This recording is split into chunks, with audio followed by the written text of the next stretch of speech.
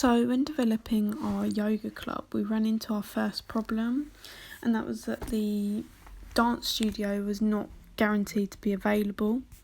Therefore, it's not ideal for us to run a consistent club.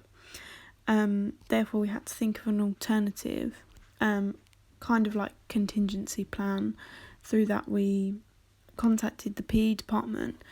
On reflection, I think that this problem actually enhanced my leadership skills, because as communications manager, I had to get in contact with the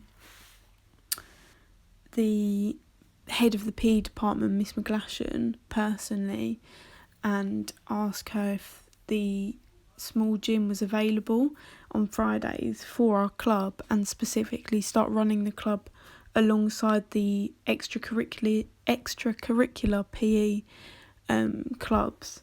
So I thought this was actually important in developing my leadership skills, because I had to be quite proactive and actually seek out extra help, which I thought was quite important and very it was a good learning experience for when things go wrong.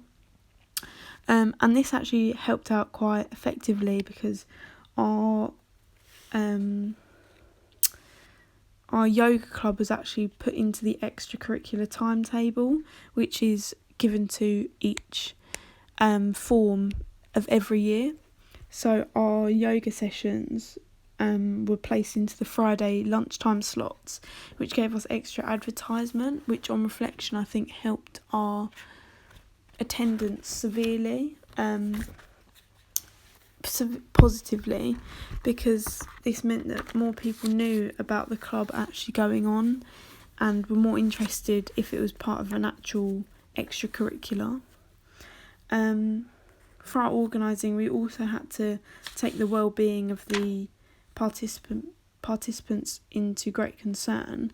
Therefore, we had to include a PAR-Q and health information sheet, because otherwise this would have been quite dangerous to perform this club without having any